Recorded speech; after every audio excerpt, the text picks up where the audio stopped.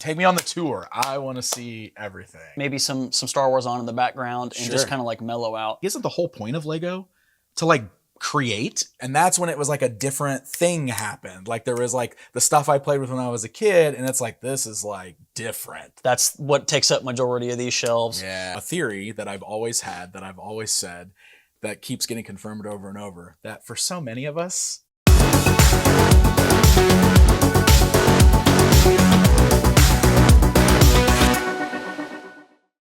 you know, one of those things that I've always said is that for many toy collectors, myself included, our collecting path began with Star Wars. Whether it was the original Kenner releases, the 1995 Power of the Force line, like with me, or any iteration of Star Wars, it is there, usually somewhere tied to the beginning of our toy collecting journey.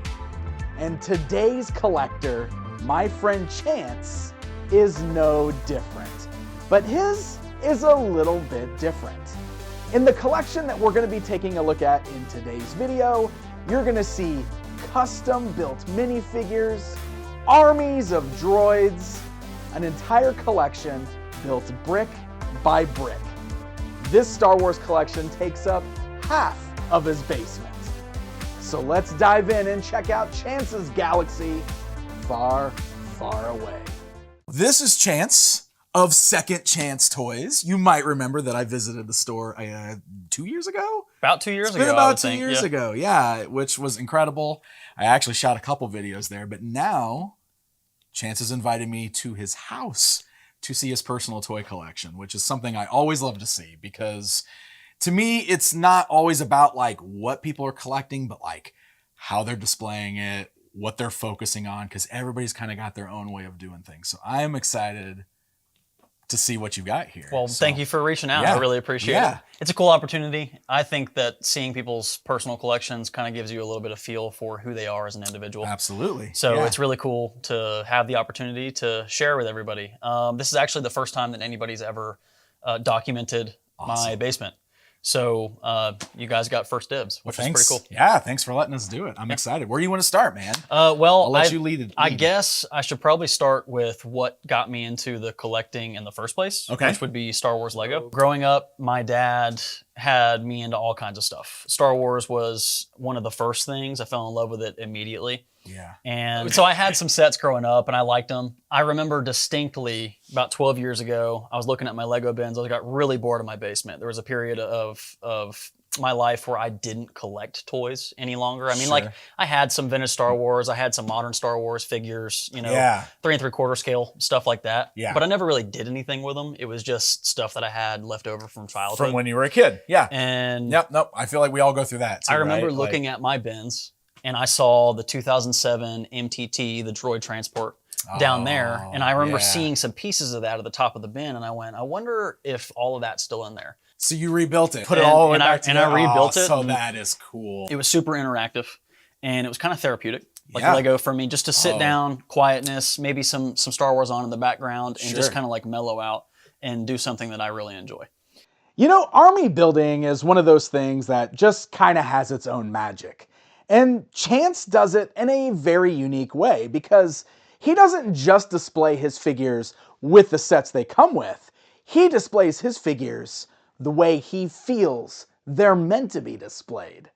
And from then on, I mean, it just, for 12 years straight, I've just been doing nothing but collecting Star Wars Lego. I've got a lot of custom minifigs in here. Clone Army Customs, I'm kind of a sucker for. So I probably have about $3,000 just in those alone. Just in the customs? Just in the custom figures, yeah. Awesome. And that's just from Clone Army Customs. But the other custom stuff, I mean, I probably have a total of $4,000 in just custom minifigs. I always love seeing the creativity of collectors who incorporate custom action figure making into their collecting hobby. And Chance does that with his minifigures, mixing and matching parts, doing his own paint jobs where he needs to create his own little piece of art to display with the rest of his collection. This confirms a theory that I've always had, that I've always said, that keeps getting confirmed over and over, that for so many of us, our collection starts with Star Wars. And like yours is in Lego, but it's still like that Star Wars has just that. There's something about it that it seems like this is like a starting point for so many of us. Like, sure, we have our toys from when we were kids, but Star Wars makes us a collector. Yeah. And then it's like a gateway into all this other stuff that we end up with. Pretty much. And it's That's it's cool. the franchise that started everything for a lot of people. Yeah. And it's the first thing that Absolutely. I got into that was like a nerddom. Yes. You know, I guess you could say dinosaurs kind of fits in that because that's what I really started Oh, on was man. dinosaurs. Yeah. But after that, it was Star Wars. That's And- that's awesome. And that's the same with me. You know, like I grew up with playing with He-Man and playing with Ninja Turtles and all that kind of stuff that I love. But like when I discovered Star Wars, you know, I was in my, you know, early teens or whatever when I really started getting into it. And that's when it was like a different thing happened. Like there was like the stuff I played with when I was a kid, and it's like, this is like different. This is something special and cool, and I'm really into this. And I was right around the time that the 95 figures came out. So that was like, Cool. you know, and that was kind of my gateway into like, now I'm a toy collector. Yeah. I mean, guess. that was 10 years, 10-year gap between the last Star Wars Yeah. stuff that came out in the 80s. I So, know. I'm a sucker for that line. I know that's like that line is like the butt of a lot of jokes these days. But man, the 95 Power of the Force line is like so nostalgic for me because that was like such a fun time to be Everybody a fan. starts Like, somewhere. yeah, and Yeah. you're right. You're right. Yeah. Everybody starts somewhere. But you even talked about like that drought. Like there was 10 years with like no Star Wars stuff. Mhm. So when that stuff came back in 95, it's like, this is amazing. We have Star Wars toys again. Yeah. And I just like, I get so nostalgic still looking at that stuff. You And know, that- the same thing you were describing, like Yeah. looking at your Legos. That's how I Like, feel every time I come down here and look at this. Like I've Yeah. gotten to the point now to where official Lego sets don't even do any justice for me. Yeah. Like I have to build custom sets. Like Oh, the Genevex from the 2003 Tartakovsky Clone Wars. wow. Like stuff like that is what I've moved towards because it's just so much more detailed. And they're also minifig scale. So that is how large it would be in universe compared to a figure. Same thing with the Hellfire droid down there. So it's really interesting hearing you talk about Lego like that, like custom. Because yes, Lego has gotten to a point where like everything they're doing is like these big official sets, but like isn't the whole point of Lego to like create and Yeah. build things? It is. Right? And, like- Unfortunately, I'm not that talented. So Okay. I do use instructions from a website. Sure.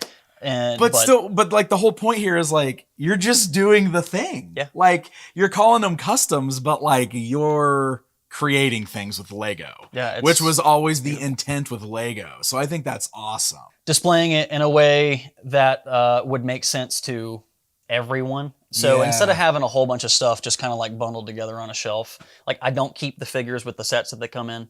I try and keep everything coordinated. So like every commando that I have is on one shelf. My Jedi Order is on one shelf. I love that you got like, it's Commander Gree, right? Yeah, all And the then, 41st Elite from is the right there. on Kashyyyk with Yep. the Wookiees. Yeah, I've seen so many people who do that. Like they'll have specific ways that they set things up, or some people are totally fine with just having a total mishmash. I have a weird thing where like I have a hard time displaying things not with the thing that it came with. This obviously makes perfect sense, and I love that you've got like armies set up here.